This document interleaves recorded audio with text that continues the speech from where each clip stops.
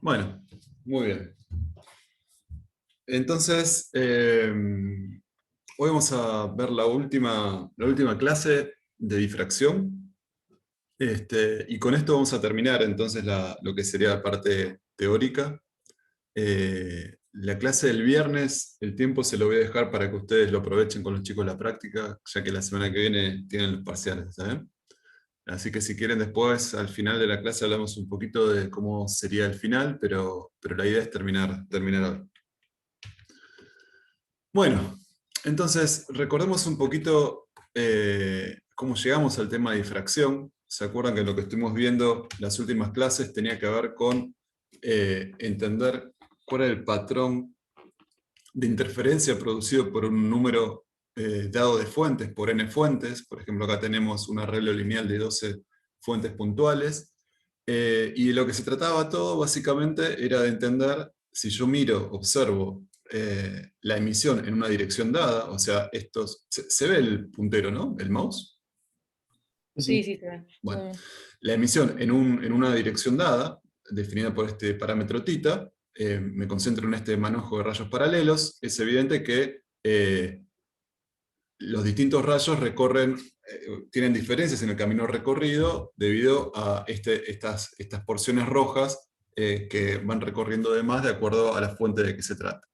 Y lo que hicimos la clase pasada es, bueno, estimar cómo era ese desfasaje introducido simplemente por esta cuestión geométrica, ¿no? De que si estoy mirando cosas que se emiten en la dirección θ, evidentemente el camino recorrido por la fuente 1 no va a ser lo mismo que el camino recorrido por la fuente 2. Y expresamos esto en función de un desfasaje delta, que me daba cuenta del desfasaje relativo de cualquiera de las fuentes con la primera fuente, que la tomamos como referencia. Por eso a la primera fuente no le poníamos ningún delta, o sea, y iban apareciendo los deltas dando cuenta de las diferentes longitudes de camino adicional que tenían que recorrer las distintas emisiones. Y lo que hicimos básicamente fue aprender un método geométrico para hacer esta suma.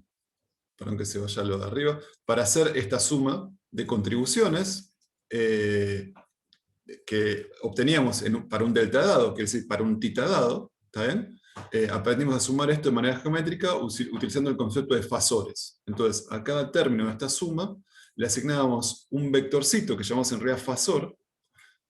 Y lo importante era que estos vectorcitos tenían en principio la misma amplitud, pero claro, uno estaba desfasado con respecto a los siguientes, y eso significa que geométricamente este era el primer término, el segundo término tenía un ángulo delta con respecto al primero, el tercero 2 delta, y así sucesivamente, y como me interesaba la suma, bueno, la suma de fasores la podía hacer de manera geométrica, y el resultado, por ejemplo, en esta contribución de 6 términos, era este vector resultante, ¿se acuerdan? Que lo aprendimos a calcular, la amplitud, perdón, la amplitud de ese fasor resultante de 6 contribuciones, y tenía esta forma funcional, ¿no? Esta era la amplitud de la onda resultante. Ahora, eh, la fase de este fasor era este ángulo alfa r, y por lo tanto, lo que a mí ¿se acuerdan? Lo que a mí me importaba era la proyección sobre el eje X, así que me importaba la amplitud por el coseno de este ángulo. Esto sería el campo resultante, que es la suma esta que está acá. ¿Se acuerdan? Es un repaso de la clase pasada. Y desde el punto de vista físico, lo que nos va a interesar también para analizar los patrones es la irradiancia, ¿no? Porque eso da cuenta de la energía depositada por unidad de tiempo, por unidad de área en un determinado lugar. Y entonces la irradiancia, si yo conozco el campo total, simplemente es el módulo del campo al cuadrado y hacerle un promedio temporal a eso. Y finalmente teníamos esta forma para la irradiancia. Entonces, el resultado de la irradiancia de esta fuente, supóngase en una dirección dada, en un θ dado, que iba a ser un delta dado, yo me voy a dar cuenta si es máximo, mínimo, lo que fuera, viendo cuánto da esta cuenta que está acá. Bueno,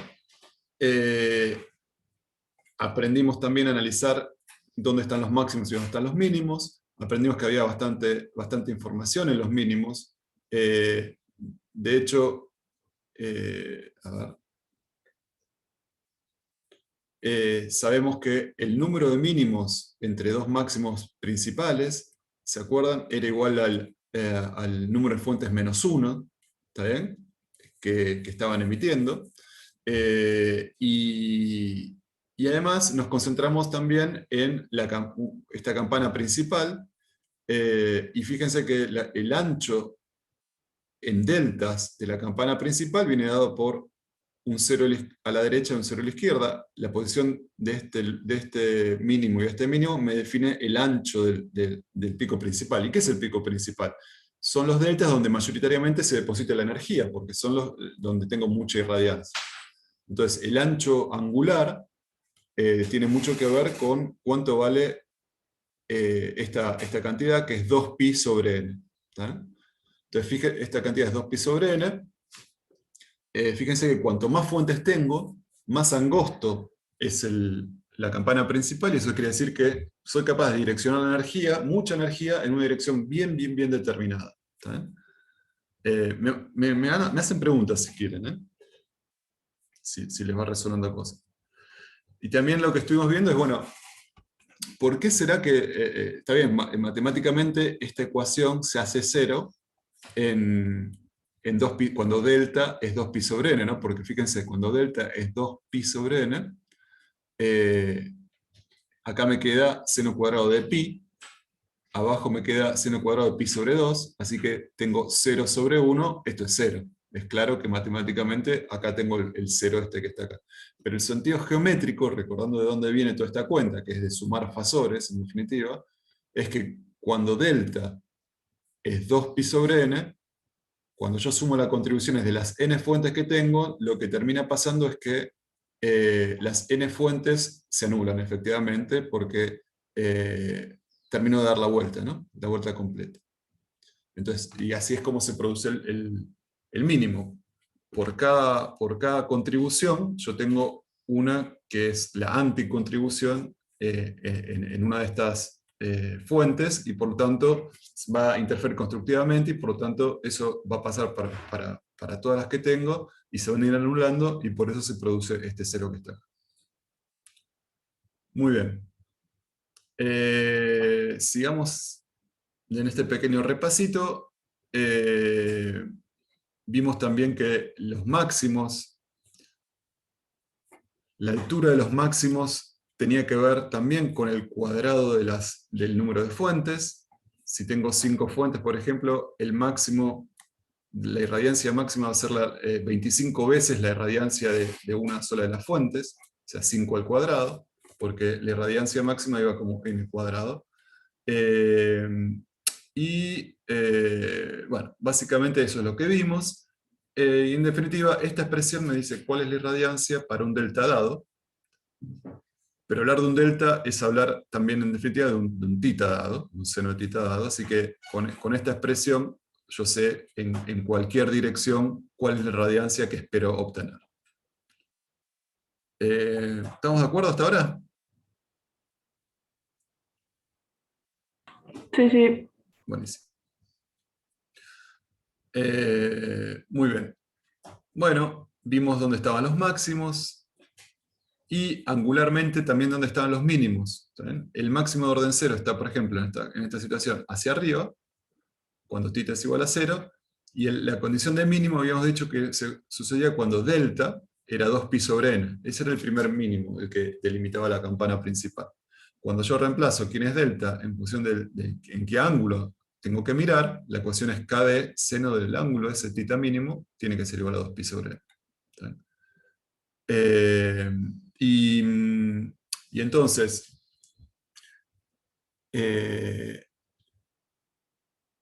acá está. Entonces, los mínimos se producen hacia un lado y hacia otro cuando vale esta ecuación con el signo más y con el signo menos. Y entonces el seno de θ, en función de θ, el ángulo, digamos, donde se produce el primer mínimo, fíjense que decrece con el número de fuentes. Cuantas más fuentes tengo, más angosto puedo producir la campana principal.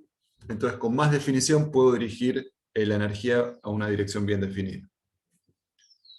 Y en este caso, por ejemplo, lo que estamos viendo en la pantalla es una situación donde la longitud de onda es más grande o es del orden de la separación entre fuentes, y entonces como lambda sobre d es mayor que 1, solo tengo un máximo, ¿está bien? El siguiente máximo no se produce, porque lambda sobre d es mayor que 1, y por lo tanto tengo un único máximo con un ancho dado por esta ecuación que está acá. Muy bien. Y lo que vimos hacia el final de la clase tenía que ver con, bueno, un límite que era interesante porque me permitía describir, a partir de lo que sabemos de cómo interfieren n fuentes discretas, cómo es la interferencia, si quieren, de infinitas fuentes en una situación como la que mostramos acá en la figura. Yo tengo una rendija, y en esta rendija puedo pensar que tengo, bueno, obstruyo parte del frente de onda, pero la parte no obstruida la puedo pensar como es la superposición de, en realidad, infinitas fuentes, serían las fuentecitas secundarias de Huygens, y lo que veo a continuación de este objeto, de este obstáculo, es la superposición de estas infinitas fuentes. Bueno, pero yo ya sé sumar con la construcción de infinitas fuentes, porque además son coherentes estas fuentes, porque son parte del mismo frente de onda en este caso, ¿no? Tienen una fase inicial idéntica, y se mantiene constante en el tiempo la diferencia de fase entre cualquiera de estas dos fuentes, así que definitivamente me va a servir lo que vimos hasta ahora en cuanto a cómo se comporta la interferencia de n-fuente. Y entonces yo voy a, por ejemplo, esperar que haya direcciones de máximo y direcciones de mínimo, a partir de lo que ocurra sobre la rendija. Y entonces lo que les propuse es, ya que sabemos cómo calcular la irradiancia producida por n fuentes, es esto que está acá, en función de delta, o sea, lo mismo en función de tita, ¿no? Es la campana esta que vimos hace un ratito. Bueno, ver cuáles son los límites con los que tengo que considerar esta solución que me permitan aplicar al tema de la rendija, a la situación de la rendija. Entonces lo que habíamos visto es que, bueno, en principio yo para la rendija tengo que considerar que tengo muchísimas fuentes, y entonces lo que me va a interesar es que n grande tiende a infinito. Otro límite que me va a interesar es decir, bueno, pero tengo un continuo, tengo infinitas, infinitamente cerca unas de otras, entonces la distancia d entre un par de fuentes cualesquiera también consecutivas va a tender a 0. ¿Está bien? Y además, como cada fuente yo estoy diciendo que contribuye con una amplitud a, lo que voy a pedir es que como voy a tener que sumar la contribución de infinitas fuentes, la amplitud asociada, o sea, la energía que aporta cada una de estas infinitas fuentes sea infinitesimal, para que la suma converja. Y entonces, para eso lo que tengo que pedir es que a o a cuadrado tienda a 0. ¿Está? ¿Se entiende estos límites? ¿La razón de estos límites?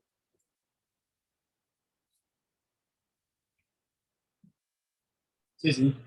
Bueno, entonces, ahora, estos límites no son independientes. Porque, por ejemplo, yo sé que n por d, n es el número de fuentes que tengo, d es la distancia entre pares consecutivos, así que n por d es el ancho de la rendija. ¿Está bien? Entonces, y además, en total, la onda original lleva una cierta cantidad de energía, así que la suma de todas las contribuciones desde el punto de vista de la energía tampoco puede diverger, tiene que ser una constante relacionada con la energía que llevaba la fracción de la onda no obstruida. Entonces, estas cantidades tienden a 0, a infinito o a 0, pero el producto, por ejemplo, de n por d, tiene que ser constante, o sea, n se hace infinitamente grande, d se hace infinitamente chiquito, pero el producto tiene que estar bien definido, y tiene que ser d grande, que es el ancho de la rendija. Yo a d grande lo llamo al ancho de la rendija, ¿se entiende? Y lo mismo, n por a, que es o n por a cuadrada en realidad, debería ser igual a algo proporcional a la energía que está llevando la onda original. Entonces, estos límites se hacen sobre cada variable, pero los productos no pueden ser cualquier cosa, ¿no? Y eso lo vamos a tener en cuenta en un ratito. Entonces, analicemos la situación esta, donde tengo una onda que incide sobre la rendija, y voy a ver qué es lo que se produce atrás de la obstrucción, ¿no? Y típicamente voy a estar considerando, como antes, rayos de igual inclinación, ¿tá? Rayos que se juntarían en el infinito. En la práctica, ¿qué es lo que hace uno? Uno pone el obstáculo, la rendija en este caso, pone una lente, y va a ir a buscar en el plano focal de la lente lo que debería ocurrir en el infinito, ¿no? Entonces, si yo sé que tengo un patrón que depende del ángulo de forma acampanada, digamos, con un máximo principal y mínimos a sus costados y después máximos secundarios, espero que en el plano focal recuperar lo que debería ocurrir en el infinito con rayos de igual inclinación. Y entonces, típicamente, el setup experimental es una obstrucción y después una lente que me permita ver lo que ocurriera en el infinito en el plano focal. ¿Está? Y, eso es y esto es lo que se observa efectivamente en el plano focal de la lente. Muy bien.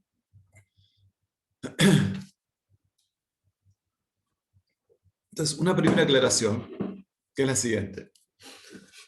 Nosotros habíamos dicho que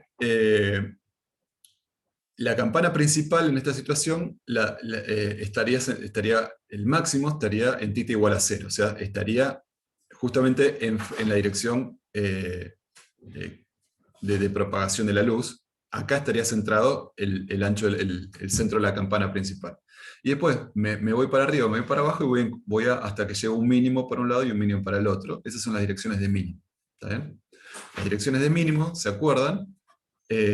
Era lambda sobre el número de fuentes por d chiquitito, por la distancia entre fuentes consecutivas. Pero el número de fuentes por d chiquititos es el ancho de la rendija, ¿no?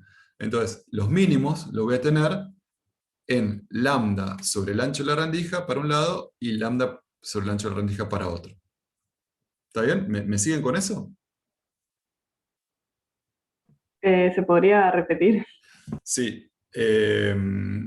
A ver, un segundito. Déjame... a ver. Ahí va. Entendí para dónde iban los máximos y los Lo que yo mínimos, digo pero es que a ver,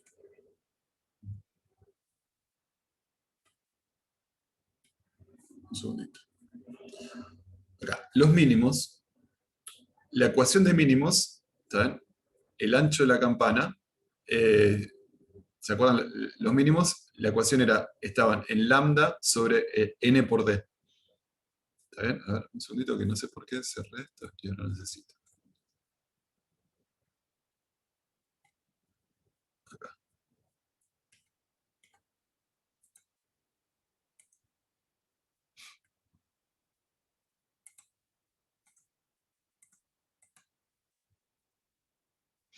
Acá. ¿Se acuerdan que cuando vimos la campana de interferencia de n fuentes, ¿está bien? El mínimo ocurría cuando delta era 2pi sobre n, o menos 2pi sobre n, ¿no? Entonces, delta que sea más o menos 2pi sobre n, significa que k por d, por seno de θ, es 2pi sobre n. ¿Está bien? Entonces, los θ mínimos cumplen que el seno de θ mínimo, fíjate que si acá yo tengo k, es lo mismo que decir 2pi sobre delta, es como que paso el lambda, perdón.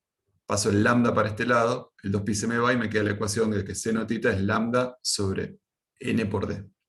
¿Eso me seguís? sí, sí, sí. Bueno, entonces el ancho de la campana va a tener que ver con que me corro desde el 0 hasta un ángulo θ mínimo, tal que seno de θ mínimo es lambda sobre n por d para un lado, o menos lambda n por d para el otro. ¿Está bien? Ahora fíjate que acá aparece n por d. Y con d chiquitita, n por d, ¿qué es? Es el número de fuentes por la distancia que hay entre pares de fuentes consecutivas. Así que n por d es todo el largo del arreglo de fuentes, que es lo que llamamos, sería como el ancho de la rendija, d grande. Claro, sí. ¿Está bien? Entonces, lo que yo estoy diciendo, cuando vamos al caso de la rendija,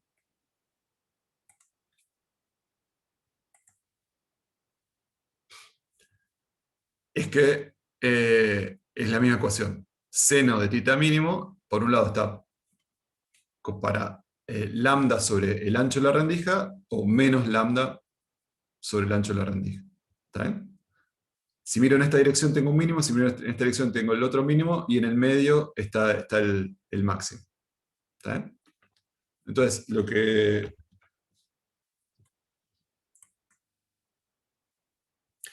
yo les quería simplemente llamar la atención es la siguiente. Imagínense una situación donde tengo el ancho de la abertura, el ancho de la rendija, es mucho más grande que lambda, la longitud de onda.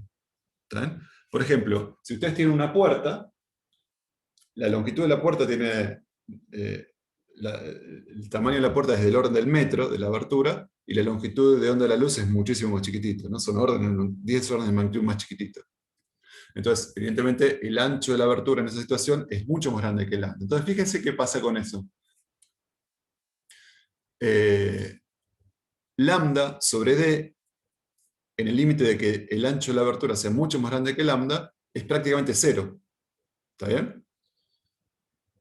¿Está bien eso? Quiere decir que el ángulo θ mínimo es prácticamente cero. Significa que prácticamente tengo un máximo en una dirección, y cuando me abro un poquito el ángulo ya encontré el θ mínimo. O sea, la campana principal es súper angosta. ¿Qué quiere decir? Que toda la energía únicamente se dirige en esta dirección. La energía de la radiancia asociada al máximo principal está en su máximo, y el mínimo lo encuentro en un ángulo muy cercano a este. Así que prácticamente en toda esta región y en toda esta región no hay radiancia. ¿Se entiende eso? Entonces, esto es lo que llamamos una sombra geométrica. ¿Sí? Es cuando estamos en un límite donde podemos despreciar la longitud de onda. La longitud de onda es como que si consideramos que la longitud de onda es cero, y en ese caso solamente tengo un máximo, y el ancho de la campana es despreciable, ¿no? Solamente tengo emisión en la dirección de propagación, no hay efectos de difracción, no se abre la emisión a ángulos distintos al ángulo de propagación, porque estoy en este límite. ¿Está? Y se produce lo que se conoce como sombra geométrica. No hay difracción. Todas las veces que la longitud de onda es más grande, es mucho más chica, perdón, que el tamaño de la abertura. Y eso también esto que vemos para la luz, también lo podemos ver para el sonido. Vale las mismas consideraciones para el sonido. Es una onda, en lugar de ser transversal, es una onda longitudinal, pero todo lo que vimos en cuanto a propagación y a pensar que la teoría de Huygens, que puede ser, en términos de onditas secundarias para explicar la propagación de la frente de ondas, vale también para el sonido. Y fíjense entonces, si esta onda fuese una onda sonora, ¿está bien? Y esto sería del orden del metro, bueno, puede ser que la longitud de onda del sonido típicamente va entre los milímetros, las decenas de milímetros y las decenas de metros, de acuerdo si son sonidos agudos, ¿está bien? Perdón, sonidos agudos o sonidos graves. Y entonces,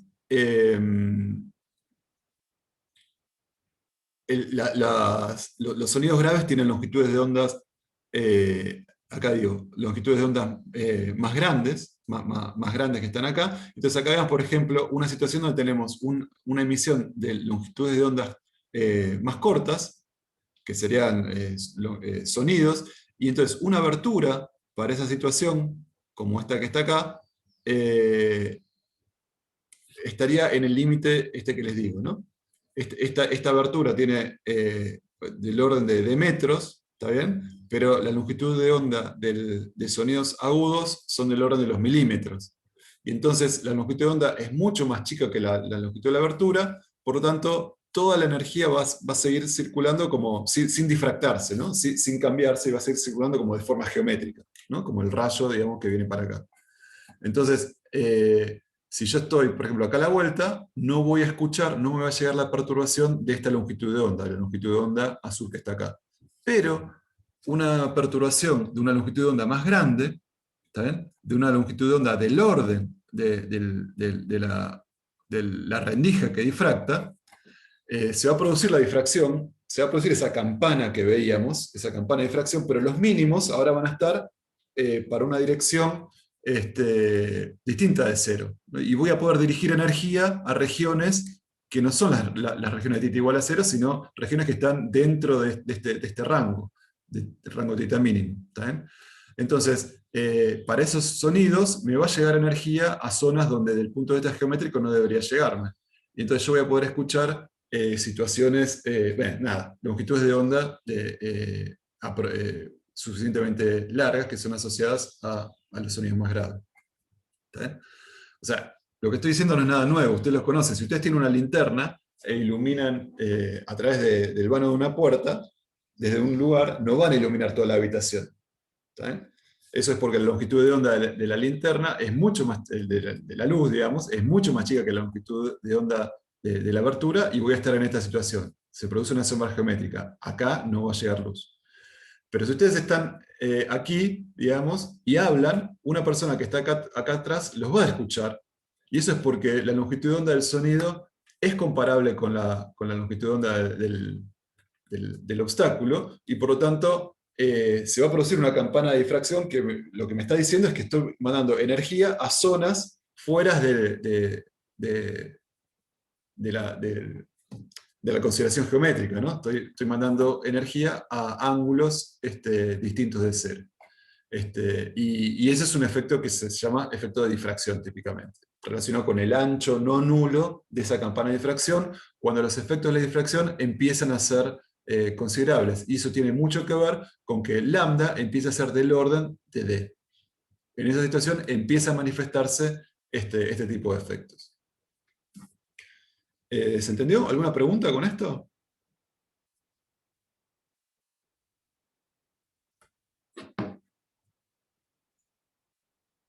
Estaba anotando, sí, se entendió. Bueno, muy bien. Bueno, entonces esa es la idea. Lo que vimos con las n fuentes también nos va a servir para esto. Los límites ya les dije que son estos los que tenemos que tomar, y entonces vamos a tomarlos. Vamos a tomarlos para ver qué forma funcional, en qué se convierte esta radiancia para n fuentes en estos límites que les digo acá.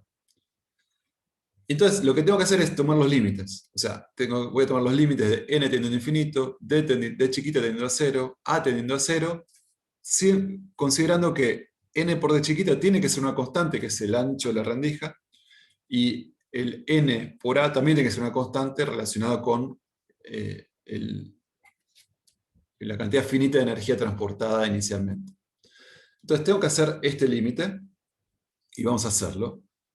Y para hacerlo, lo que voy a hacer es lo siguiente. Bueno, acá lo único que hice fue reemplazar delta por kd seno de θ, kd seno de θ, kd seno de θ. Y ahora sí, avancemos. Y lo hago así porque fíjense que acá aparece explícitamente n por d. N por d. Y eso me sirve porque, por más que yo tienda n a infinito y d a 0, n por d chiquitita, yo sé que tiene que ser d el ancho de la rendija, tiene que mantenerse constante. Así que me queda el ancho de la rendija acá arriba. Acá abajo no, acá abajo me quedó d chiquitito, porque no había ninguna n. ¿Está bien? Entonces, voy a tender ahora los límites estos, ¿no? La parte de arriba no me preocupa, porque acá dentro, en el argumento del seno cuadrado, está K, que no es afectado por estos límites, está seno de θ, que es donde estoy mirando, no tiene que ver con estos límites que estoy tomando, y las dos cantidades que diverge una y tiende a 0, ya sé que el producto se mantiene constante, así que esta parte no pasa nada con esto. Ahora fíjense que la parte de acá abajo, el único factor que aparece de los que me interesa para tomar el límite es la distancia entre fuentes consecutivas d, y ese sí tiende a 0. Entonces lo que me voy a preguntar es,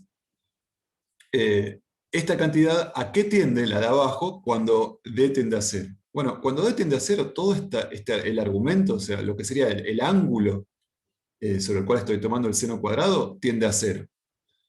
Pero seno de un ángulo que tiende a 0 es lo mismo que es aproximadamente igual al ángulo que tiende a 0. Entonces, hacemos esa aproximación. Seno de alfa cuando alfa tiende a 0, es aproximadamente alfa. Entonces, acá en lugar de seno cuadrado de todo esto, pongo todo esto, que es el ángulo que tiende a 0. ¿Se entiende el límite ese? Sí. Bueno. Y lo que voy a hacer acá simplemente es multiplicar arriba y abajo por n, no cambia en nada, pero lo hago porque acá me va a quedar entonces el mismo, un argumento muy parecido al de arriba, porque me va a quedar d grande acá. Me va a quedar kd seno de tita sobre 2, y acá tengo kd seno de tita sobre 2. Me va a quedar un n cuadrado, un n acá, dividiendo, pero lo voy a sacar, Fíjense que lo saco afuera como factor, y como está dividiendo acá abajo, lo pongo acá arriba multiplicando, ¿no? Y me va a quedar a por n al cuadrado. Y esto está buenísimo, porque fíjense que esta cantidad también permanece constante, así que no es que este a me va a hacer 0 todo, porque me aparece a por n. Y a por n también dijimos que era constante. ¿Sí?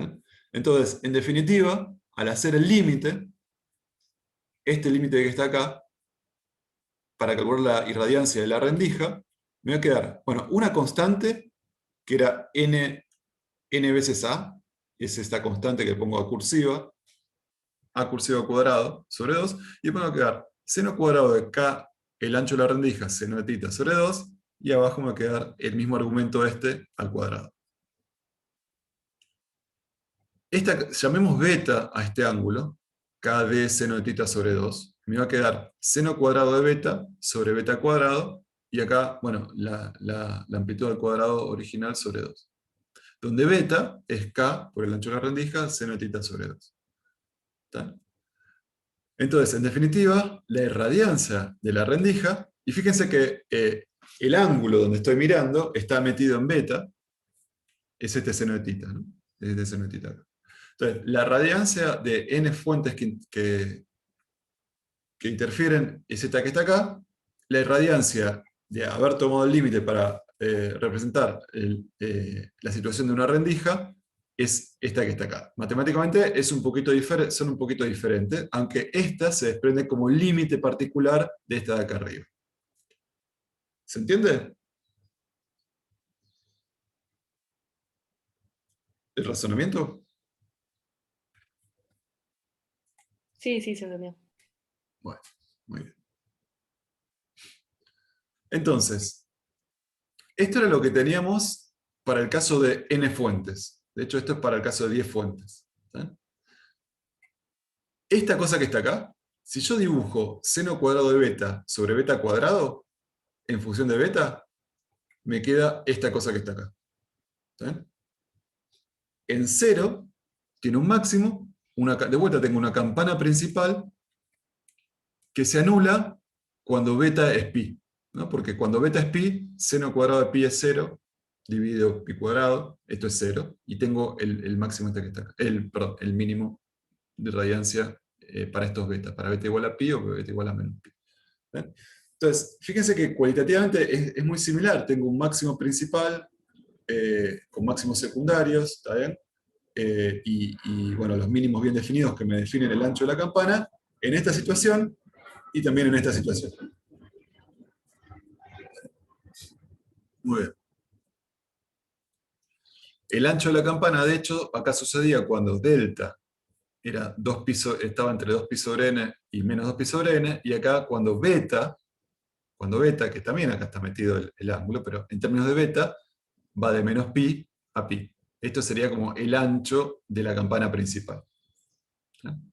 Entonces, del ancho de la campana, para el caso de las n fuentes, la ecuación para tita, para las direcciones que efectivamente tengo que considerar donde encuentro los mínimos, ¿se acuerdan que era esta que está acá? Bueno, cuando le pido que beta sea más menos pi, le pido que todo esto sea más menos pi, despejo seno de tita, y me queda que seno de tita sea más o menos lambda sobre d.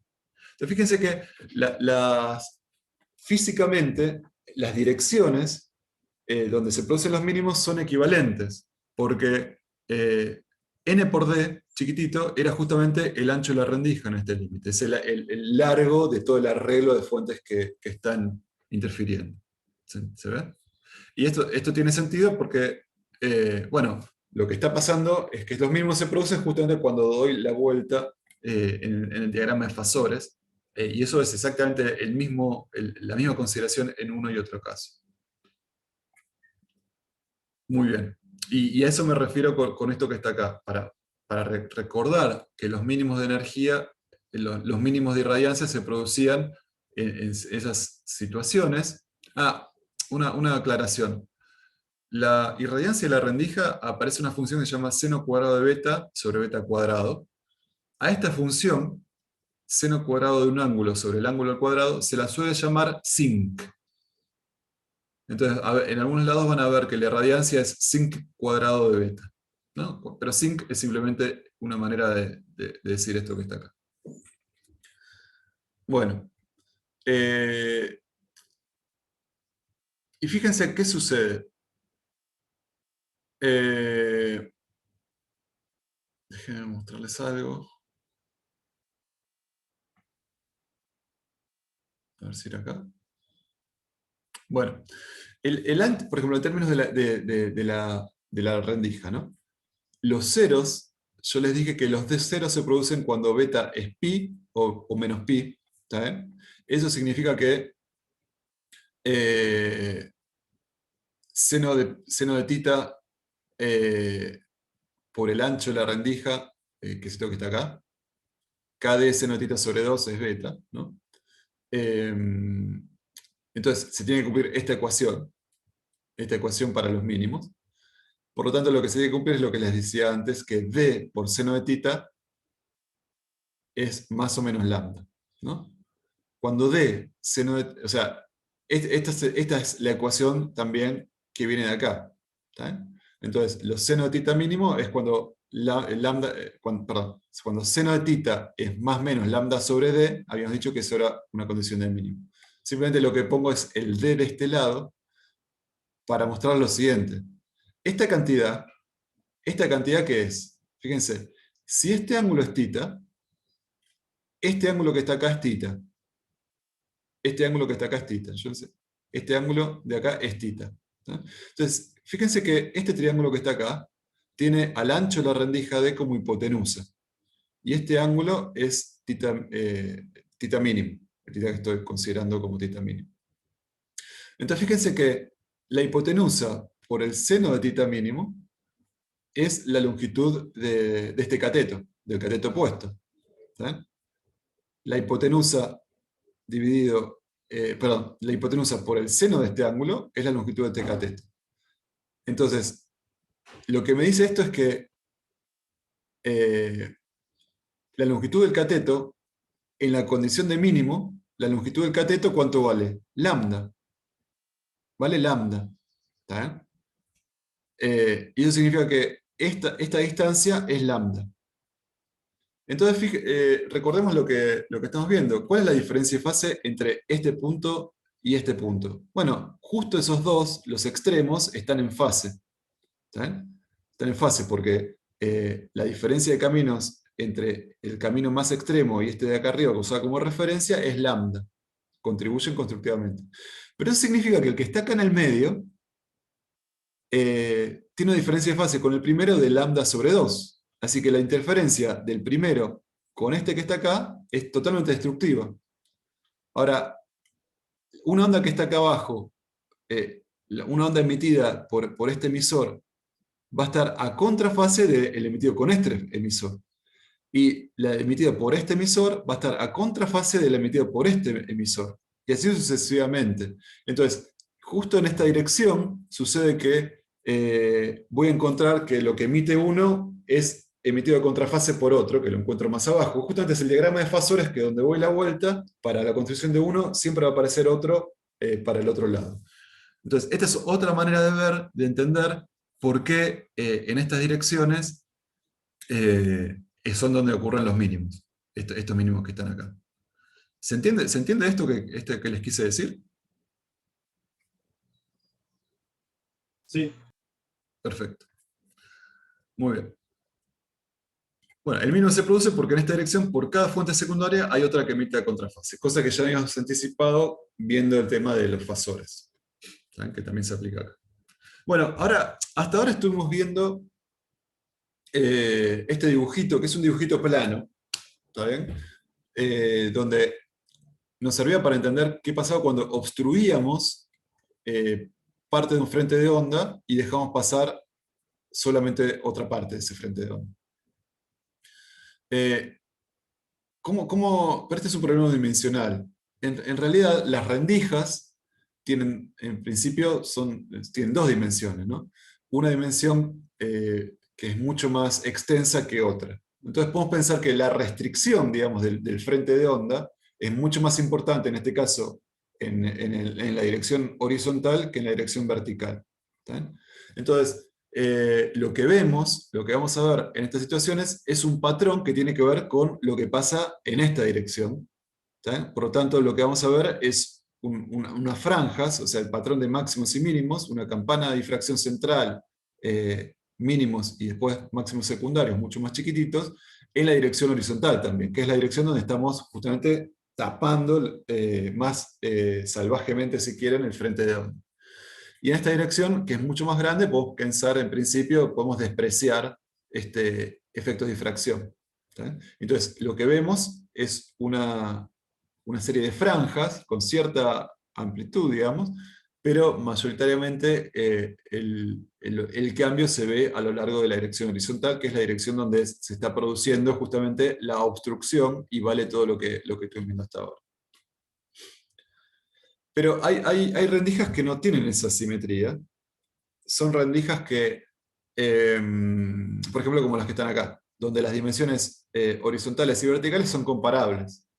Entonces, no vamos a hacer la cuenta, pero simplemente les quiero contar qué tipo de patrones se pueden anticipar que vamos a ver.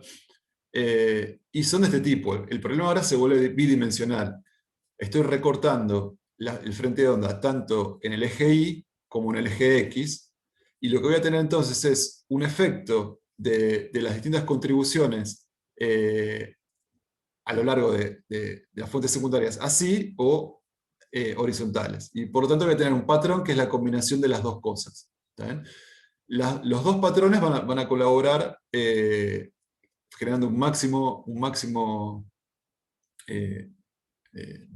una campana de difracción con un máximo bien determinado en la dirección de θ igual a 0, pero lo que voy a ver es un patrón que tiene no solo estructura a lo largo del eje horizontal, sino también a lo largo del eje vertical. ¿Está bien?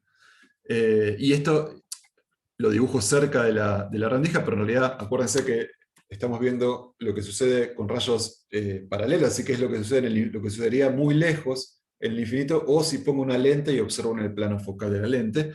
Y este es el tipo de espectros que uno vería, ¿no? De espectro, no, perdón, de patrón de irradiancia que uno vería. Ahí voy a tener dos maneras de medir direcciones. Una es la dirección del ángulo, si quieren, que forma este que está acá, el θ y z, que es cuando me muevo horizontalmente con respecto al eje z, y el ángulo xz, que es cuando me muevo verticalmente con respecto al eje z. Y obviamente, si las rendijas son de dimensiones comparables, o sea, si es una rendija donde B y A son dimensiones comparables, este es el tipo de patrón. Si empiezo a tener una simetría y una de las direcciones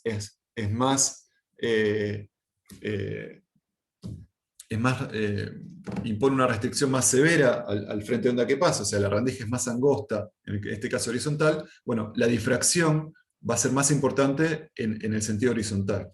Acuérdense que difracción tiene que ver con encontrar luz donde desde el punto de vista geométrico no lo vería, ¿no? Porque empiezo a tener direcciones lejos de las geométricas, ¿no? Por el patrón este que me va dando irradiancias en titas distinto de cero. Entonces, en este caso, como la restricción, la rendija es mucho más angosta en la dimensión B, en la dimensión horizontal, el patrón horizontal de difracción es más importante que el patrón vertical, en este caso.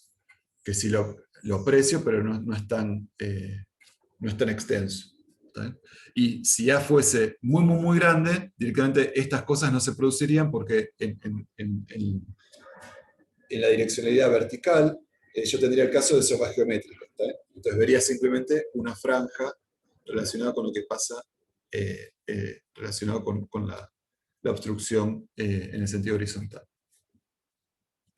Ahora, obviamente, si yo tengo diversas obstrucciones, voy a tener diversos patrones. Entonces, esto es lo que habíamos visto de una rendija, donde yo tengo una obstrucción horizontal. Por eso yo veo un patrón relacionado con titas a lo largo del eje horizontal, que es esto que está acá abajo. Que es esto que está acá abajo. Si yo tengo restricciones horizontales y verticales, ahora lo que tengo es la convolución de los dos patrones de irradiancia, que son estos que están acá.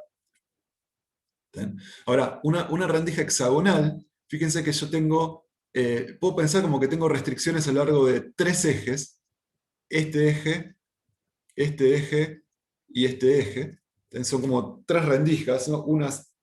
Una así, otra así y otra así. Y por lo tanto, los patrones que yo veo, es un poquito más complicado, pero los patrones que yo veo tienen que ver con esta restricción, que sería este que está acá, esta restricción, este recorte, esta que está acá, y este otro recorte, que sería este que está acá. ¿Se entiende? La apertura hexagonal. Y en definitiva, si yo tengo un polígono de muchísimos lados, y en el límite tengo una circunferencia, que lo puedo pensar como el caso límite de este que está acá, bueno, tengo infinitos ejes, y por lo tanto empiezo a tener lo que se llama un patrón circular. ¿Se entiende este tipo de razonamiento? No estamos haciendo cuentas matemáticas acá, estamos simplemente como tratando de que nos parezca razonable. ¿Me sigue más o menos? Sí, parece razonable. ¿Cómo? Perdón, no escuché. No, que se entiende. Bueno. Muy bien. Entonces, el caso de la rendija circular es súper pertinente porque juega un papel muy importante en un límite muy relevante relacionado con microscopía, que tiene que ver con el límite de difracción a la resolución que podemos obtener con dispositivos ópticos. ¿Está? Entonces, ¿por qué? ¿Qué estamos haciendo acá? Acá de alguna manera estamos tapando estamos perdiendo parte de frente de onda que venía desde el otro lado, desde atrás de la pantalla, y dejando pasar solo una parte, y en este caso simplemente lo dejamos pasar. Pero podríamos dejarlo pasar y ponerlo a lente o lo que fuera. Pero esto me refleja, es decir, bueno, si yo dejo pasar solo una parte del frente de onda por un agujerito, esto es lo que obtengo. Esto es lo que tengo. Y fíjense que si yo tenía una fuente puntual del otro lado, la fuente puntual debería estar según la cosa geométrica, pero la difracción que estoy viendo me tira energía en direcciones que no son la geométrica, ¿no? Me dispersa la energía, y ahora veo un patrón de difracción asociado a una fuente que tengo del otro lado de la pantalla que puse acá. Entonces, imagínense, bueno, en el caso donde yo tengo un frente de onda plano, por ejemplo, o sea, yo puedo pensar que tengo una fuente de onda puntual muy lejos de la rendija esta circular, lo que voy a tener es el patrón que les decía antes. Espero que les suene razonable que de este lado tengo un patrón de este tipo, con una campana principal y con una simetría alrededor del eje este, es esto que está acá. ¿Está? Ahora, pero matemáticamente el perfil de radiancias, a medida que yo me alejo del centro, en función del ángulo θ, en este caso, tiene una forma matemática bien definida, dado por una función conocida como función de Bessel. Si uno hace la cuenta bien de cómo es el patrón, de cómo interfieren todas las fuentes distribuidas que tengo sobre esta superficie circular, de tal manera, y qué es lo que producen acá, si hago la cuenta bien, voy a obtener que el resultado, lo que me describe esto que está acá, tiene que ver con algo que se llama función de Bessel de orden 1, que es una función de un ángulo que en este caso me queda como K por A, donde A es el radio de la rendija, Bueno, por el seno de tita. Tita es el ángulo que me dice dónde estoy mirando, en qué ángulo estoy mirando. J1 se llama función de Bessel de orden 1 y tiene esta pinta.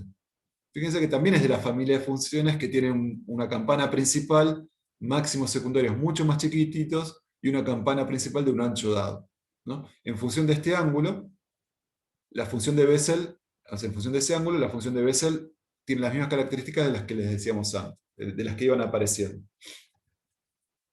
Muy bien.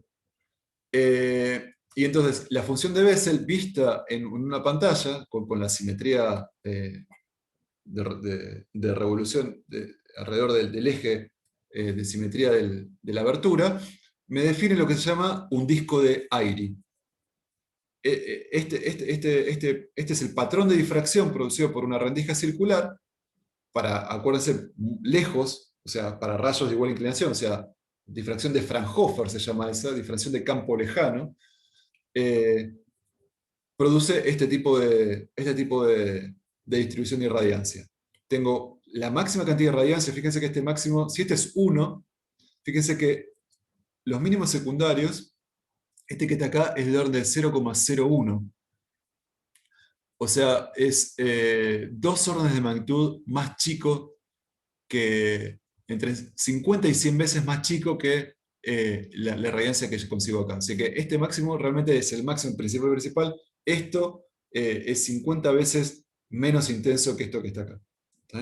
Entonces, la gran cantidad de energía va a venir acá, a esta región que tiene un ancho dado, y prácticamente casi toda la energía viene acá, ¿no? Acá vemos esto, pero realmente casi toda la energía está acá adentro. No está en un punto, sino que está repartida adentro de la campana principal, que tiene un ancho dado, tiene este ancho que está acá. En función de tita, eso significa que sobre la pantalla me recorro, paso de tita igual a 0 a un tita mínimo, y dentro de ese cono, que va entre menos tita mínimo y tita mínimo, tengo la energía depositada de lo que venía de este lado de la pantalla. Ahora, entonces es relevante saber qué tan ancho va a ser esto. ¿Está? Fíjense que esto sucede cuando el argumento de la función de Bessel, K por A por seno de tita, es numéricamente 3,83. Así que K por A por el seno del tita mínimo es 3 por 83. Esta es la ecuación que me define cuál es el ancho angular del disco de Airy, ¿no? Seno de tita por K por A es 3,83. O lo que es lo mismo, seno de tita, en lugar de K, uso 2pi sobre lambda, así que me queda esto que está acá. Seno de tita es 0,61 por lambda sobre A. Y entonces, si consideramos que tita es chiquitito, seno de tita es más o menos tita, y entonces la ecuación esta me dice que el ancho de la campana, que es tita para un lado y tita para el otro, o sea, 2 tita sería el ancho de la campana, tita 1 mínimo para un lado, tita 1 mínimo para el otro, 2 tita mínimo es el ancho de la campana, eso es igual a 2 veces 0,61, así que eso es 1,22 por lambda sobre A. El ancho de la campana, ¿está bien?, es 1,22 veces lambda sobre A. El ancho de la campana es 1,22 veces lambda sobre A. Entonces fíjense que si el agujerito es muy chiquitito, si el agujerito es de 1 milímetro, por ejemplo, voy a tener esta situación, y si es más chiquitito, el ancho de la campana aumenta. Cuanto más chiquitito es el agujero, mayor son los efectos de difracción. Cuanto más chiquitito, es lo que veníamos viendo antes, ¿no? ¿Cuándo dejábamos de tener efecto de difracción? Cuando la longitud de onda era comparable al ancho de la rendija. ¿Está bien? Bueno, ahí era geométrico. Cuando la longitud de onda, entonces acá aparecía lambda sobre la característica, la dimensión de la rendija, ¿no? En este caso vemos que cuando más chiquitito es el agujero, mayores son los efectos de difracción. Y eso lo vemos porque cuando más chiquitito es A, mayor es el ancho de la campana. Quiere decir que la campana se vuelve menos definida, si quieren, el pico es más extenso, y voy a tener energía repartida en una región más grande de la pantalla dentro del máximo principal. ¿Está? Entonces, cuanto menor es el agujerito, mayor es el ancho del disco de aire. Bueno, ¿y por qué nos interesa esto? Y con esto más o menos vamos a terminar. Recordemos, hagamos un parate un poco con el tema de difracción. Recordemos lo que habíamos visto en temas de óptica. Cuando teníamos una lente, ¿está bien? Nosotros sabíamos que, bueno, la imagen que producía una lente convergente, por ejemplo, la imagen de este punto amarillo, podía ser este que está acá, ¿no? Si yo acá tengo una flechita, supónganse, la imagen de la flecha aplicaba la ecuación de lentes, que era... ¿Se acuerdan cómo llegamos a la ecuación de lentes? Nos habíamos olvidado de la difracción. Por eso hablábamos de óptica geométrica. Nos habíamos olvidado de lambda. Lambda para nosotros es 0. No hay longitud de onda. ¿Está bien? Habíamos entendido cómo funcionan las lentes y nos habíamos convencido que la propagación, si nos olvidamos si pensamos que lambda era 0, o sea que no había efectos... ¿Y por qué digo que lambda es 0? Porque si lambda es 0, no importa qué tan chiquitito sea la obstrucción,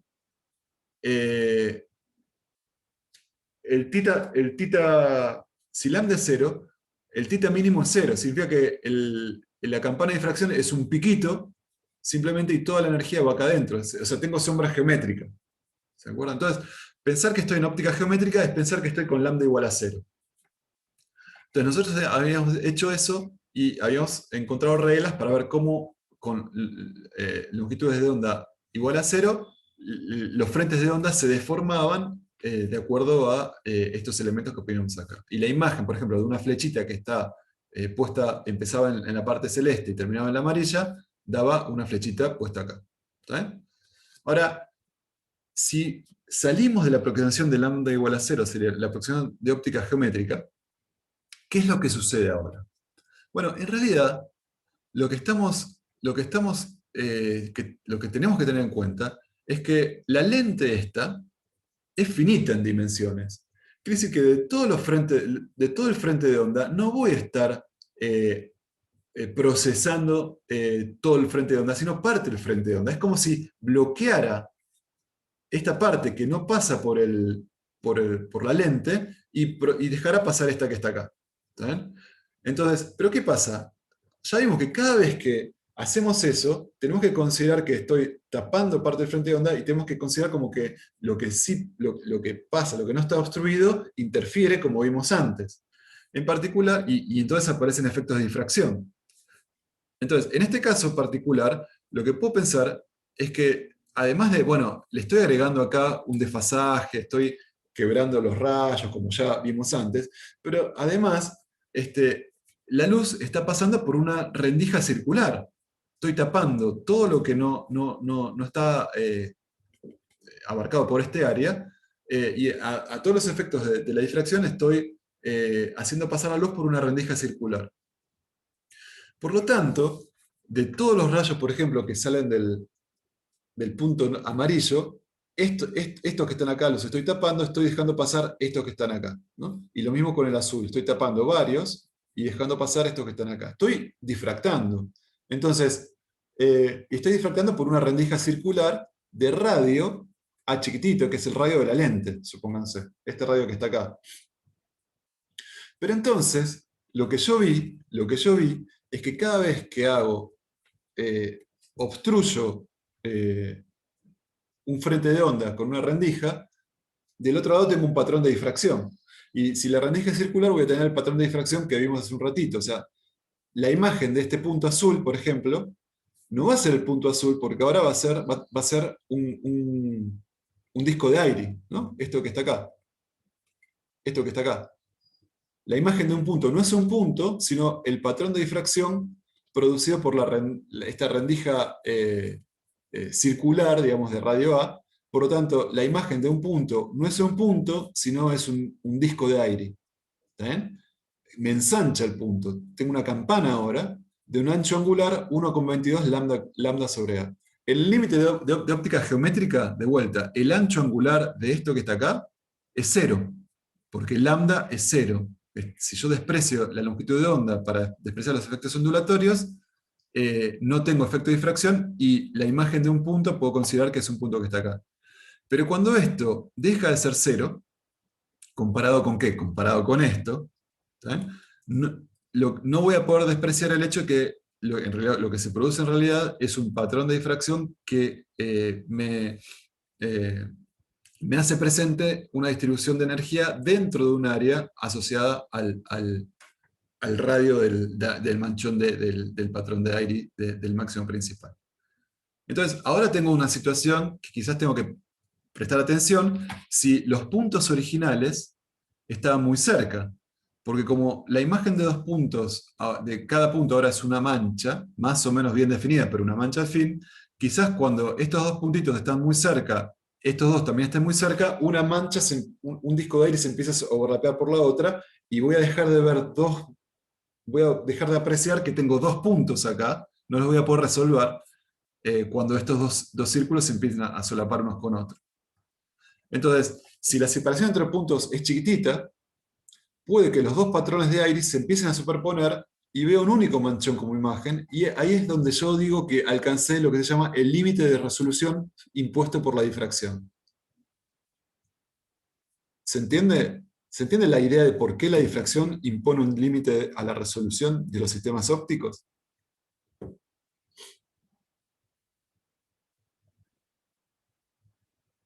¿Sí?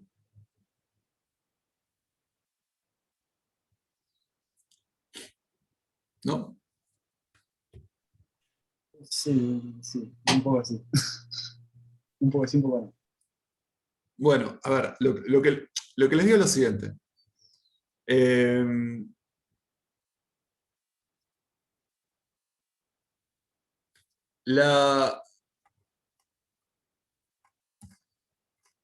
ver. En el caso sencillo de todos, que era este de acá al principio, este de acá, ¿no? Lo que dijimos es que cuando veíamos la superposición de estas fuentes, el máximo principal ocurría en la dirección θ igual a 0, que era la dirección donde geométricamente esperábamos que encontrar a la propagación, ¿no? Entonces, la moraleja es que si yo desprecio los efectos de difracción, por ejemplo, en el límite en que lambda es mucho más chiquito que la abertura, lambda igual a 0 particular, obviamente que cumple esto, lo que espero obtener es que toda la energía vaya en la dirección que desde el punto de vista geométrico, de propagación geométrica de los rayos, yo espero que esté. ¿Sí? Pero acá, ¿por qué espero que esté, que siga para este lado? Porque acá no tengo nada, simplemente dejo pasar una parte no obstruida del frente de onda. Si yo acá tuviera una lente, yo espero que la propagación geométrica sea la que me dice la que aprendimos a hacer con las lentes. O sea, me va a refractar y qué sé yo, y la imagen de un punto me va a llevar para otro lado. Eso es lo que me dice la óptica geométrica. La óptica geométrica que no considera lambda. Lambda igual a 0. Ahora, cuando esto no empieza a ser válido, cuando lambda es del orden de D, yo voy a tener que se me genera direcciones que no son θ igual a 0, sino que tengo direcciones dentro de una región donde se va a dispersar la luz por efectos de la difracción. Ahora, esa desviación está montada sobre el lugar, sobre el resultado de la propagación geométrica que yo espero obtener. En este caso era, bueno, yo espero que la luz siga derecho. Bueno, en el caso que haya difracción, la mayor parte va a seguir derecho, pero voy a tener una campana de difracción que voy a tener un poco de luz si me muevo. A ver, esto que está acá. Voy a tener no solo luz si estoy con θ igual a 0, que sería esta dirección, sino, bueno, si estoy con un delta acá que corresponde con un θ en esta dirección, también voy a tener un poco de irradiancia. ¿Está bien? no es lo que yo esperaría en el caso geométrico completo. En el caso geométrico completo, geométrico yo esperaría solo irradiancia en la dirección θ igual a 0. Entonces, ahora, la moraleja de esto es que cuando yo tengo efectos de difracción, en la dirección de la óptica geométrica voy a tener emisión, pero también en direcciones un poquito apartadas de lo que me dice la óptica geométrica, ¿no? En direcciones, por ejemplo, con un delta que no es 0 acá, y que no es 0 acá, voy a tener una irradiancia distinta de 0. Quiere decir que en esta dirección voy a tener irradiancia distinta de 0. Dentro de la campana de difracción. Ahora, si yo acá tuviese una lente, y me va a producir un punto, en la imagen un punto, bueno, ese sería el resultado de la óptica geométrica. A eso le tengo que sumar el hecho de que ahora voy a tener direcciones que no son solo esas, sino que aparecen otras direcciones por el tema este de la difracción. Entonces, eso lo que va a hacer es que el resultado de eso es que, en definitiva, la imagen de un punto, como les decía acá, no va a ser un punto, sino que ahora tengo que tener en cuenta que, apartado del punto donde yo esperaba desde el punto de vista de la óptica geométrica, voy a tener como una dispersión dada por estos efectos justamente de difracción, que es lo que estuvimos estudiando. Entonces, en el caso de las lentes, yo espero que la propagación geométrica me diga que la imagen de este punto es este punto que está acá, la imagen de este punto es este punto que está acá. Eso es lo que me dice la óptica geométrica. Lo que me dice los efectos de difracción cuando lambda empieza a ser comparable con A, es que voy a tener desviaciones con respecto, es que voy a tener ahí los máximos principales, pero voy a tener pequeñas desviaciones relacionadas con estos efectos de difracción que estuvimos viendo. Entonces, la imagen de un punto no va a ser un punto, sino que va a ser una mancha centrada donde yo esperaría encontrar la imagen geométrica, pero que le va a dar unas dimensiones que no son puntuales, le va a dar un cierto ancho. Y entonces, como ahora la imagen de un punto, supóngase que yo tengo dos puntos acá, esto que les decía acá, un punto acá y un punto acá, ¿no? Entre ellos hay un delta phi, una separación angular delta phi, ¿no? Entre los puntos amarillo y azul, delta phi, ¿no? Ahora, si delta phi es muy chiquitito, quiere decir que los tengo muy cercanos, estos también van a ser muy... acá tengo también el mismo delta phi, también van a ser muy, muy cercanos a estos que están acá. Entonces, si delta phi es chiquitito, de este lado, yo voy a tener que el ángulo entre el centro de un disco de aire y el otro círculo de aire también va a ser muy chiquitito y se van a empezar a superponer los patrones de difracción asociados a un punto y el otro. Entonces va a llegar un punto en que no voy a poder resolver, voy a ver un único manchón y voy a poder resolver que tengo dos. Entonces, fíjense, si esta superposición, imagínense que viene de esta situación, yo acá vería esto en la pantalla, y en ese caso puedo darme cuenta que tengo dos fuentes puntuales, cada una produce su disco de aire, pero puedo darme cuenta que tengo dos. No veo como manchones.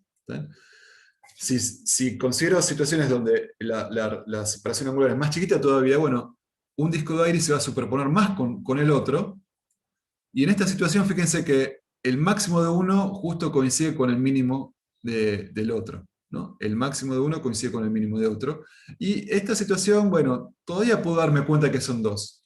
Ahora, si estoy con una separación angular que es más chica todavía, ahí veo este tipo de cosas, y acá se dice que estos dos puntos no están resueltos, o sea, veo un único manchón. Entonces, eso me sirve para decir, bueno, ¿cuál es la separación angular mínima que yo puedo resolver? Bueno, el criterio de Rayleigh lo que dice es que para tener una idea del ángulo mínimo que un sistema óptico puede resolver, le voy a pedir que el disco de aire de dos puntos, al menos en esta situación, el máximo de uno coincida con el mínimo de otro. De tal manera que yo tengo esta situación que está acá. Este sería el mínimo, just resolve, menos... distancias más chicas que estas no voy a poder resolver entre dos fuentes puntuales por el límite de difracción, porque la imagen si la imagen de un punto fuese un punto, yo acá tendría un punto bien definido, acá otro bien definido, no tengo problema. El problema es porque se producen los manchones estos de los discos de aire. Entonces, si recordamos que el ancho de la campana principal es 1,22 lambda sobre A, lo que pedimos es que la distancia entre picos, ¿está bien?, sea el ancho sobre 2, ¿no? Para que el máximo de uno coincida con el mínimo de otro.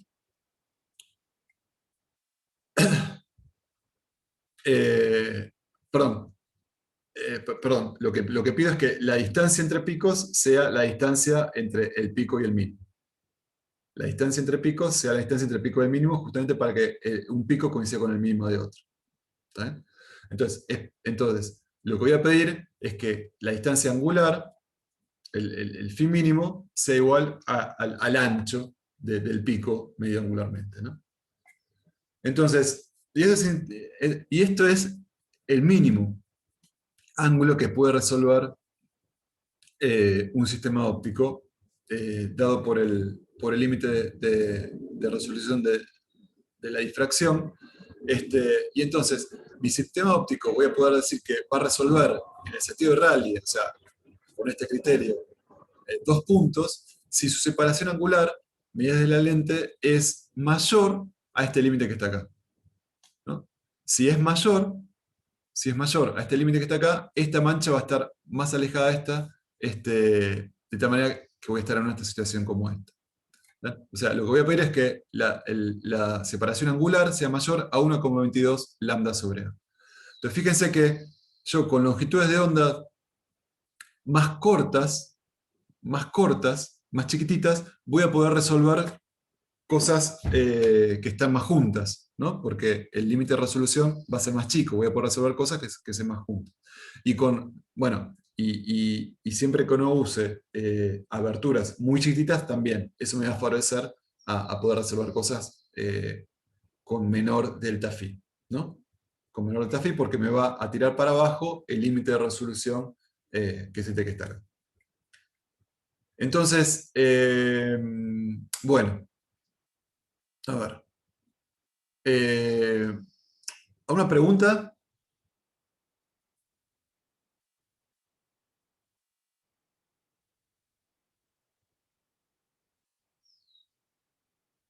No, por ahora no.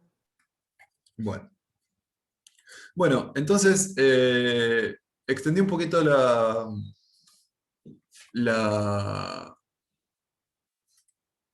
la presentación, así podemos terminar más temprano. ¿Está bien?